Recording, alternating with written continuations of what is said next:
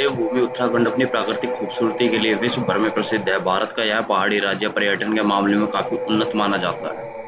यहाँ के खूबसूरत पर्यटन स्थल दूर से ही सैलानियों को अपनी ओर आकर्षित करते हैं। केदारनाथ, ऋषिकेश, हरिद्वार, देहरादून, उत्तरकाशी, मसूरी आदि इस राज्य को सबसे खास बनाने का काम करते हैं। लेकिन इन सब के बीच उत्तराखंड के इतिहास से जुड़े कुछ काले पन्ने ऐसे भी हैं जो कुछ अलग अतीत को पेश करते हैं। आज हम बात करने जा रहे हैं मसूरी स्थित उस मौत की खदान के बारे में, जहाँ आज भी मृत मजदूरों की चीखें सुनाई देती हैं। यह खदान अब एक रेत बाधित जगह में तब्दील हो चुकी है। पहाड़ी खूबसूरती के लिए प्रसिद्ध मसूरी आने वाले सैलानी शायद इस बात से वाकिफ नहीं है कि यहाँ कोई ऐसी भी जगह मौजूद है जहाँ प्रेत आत्माएं वास करती हैं। हम बात कर रहे हैं मसूरी के पास स्थित लांबी देहर खदान के बारे में, जहाँ कभी हजारों मजदूर काम किया करते थे, पर आज यह जगह जंगल और खंडर में तब्दील हो चुकी है। कहा जाता है यहाँ आज अजीबोगरीब भयानक आवाजें सुनाई देती हैं। शाम के वक्त से ही रोने चीखने जैसी आवाजों का सिलसिला शुरू हो जाता है। इसलिए यहाँ शाम क्या सुबह के वक्त भी कोई जल्दी से भटकता नहीं। मसूरी के बाहरी इलाके में लांबी देहर माइंस नाम से एक वीरान जगह है जो कि खाली खंडर में तब्दील हो चुकी है।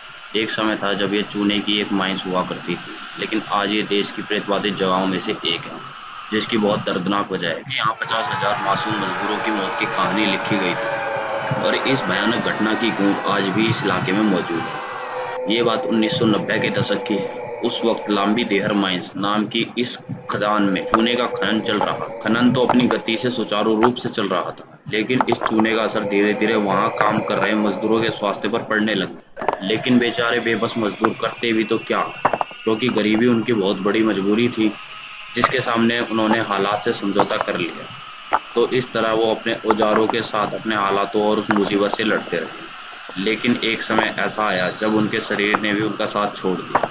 इन सब की बहुत बड़ी वजह थी उनके स्वास्थ्य और सुरक्षा के प्रति लापरवाही, और इस तरह इन सब चीजों को नजरअंदाज कर दिया गया। चूने के धूल के कारण अब मजदूरों के फेफड़े बुरी तरह खराब हो चुके थे। दरअसल चूना पत्थर की वजह से यहाँ के मजदूर पहले फेफड़े की बीमारी के शिकार हुए, फिर उन्हें खून की उल्टियां होनी शुरू हो गई, जिसके बाद 50,000 मजदूर तड़प तड़प कर मरने लगे। कहा जाता है उनके फेफड़े इन्फेक्शन की वजह से पत्थर जैसे हो गए थे। इसे भारत के सबसे बड़े हादसों में गिना जाता है, लेकिन ये सिलसिला यहीं खत्म नहीं हुआ। इसके बाद यहाँ एक एक कर कई घटनाएं होने लगी और आखिर में ये खदान बंद करनी पड़ी।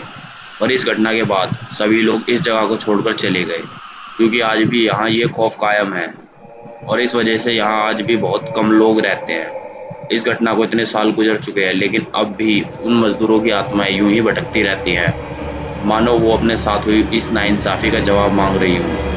स्थानीय लोगों का इस बारे में कहना है कि आज भी रात में यहाँ से जोर जोर से चीखने चिल्लाने की आवाजें आती हैं और आए दिन यहाँ कोई ना कोई सड़क दुर्घटना होती रहती है, जिसकी वजह इसी को माना जाता है और लोगों में ये डर आज भी कायम है। वीरान पड़ी यह जगह अब जंगल में तब्दील हो चुकी है। स्थानीय लोगों के अनुसार यहाँ रात में कोई चुड़ैल खदान के आसपास भटकती है। बता दें कि इस जगह पर इंडियन पैरानॉर्मल सोसाइटी की टीम भारतीय मीडिया के साथ आ चुकी है। उनका भी मानना है कि यहाँ नेगेटिव एनर्जी मौजूद है। अपने पैरानॉर्मल यंत्रों की मदद से टीम ने कई घंटों तक यहाँ पड़ताल की, जहाँ उन्हें साफ साफ आत्माओं के होने के संकेत मिले।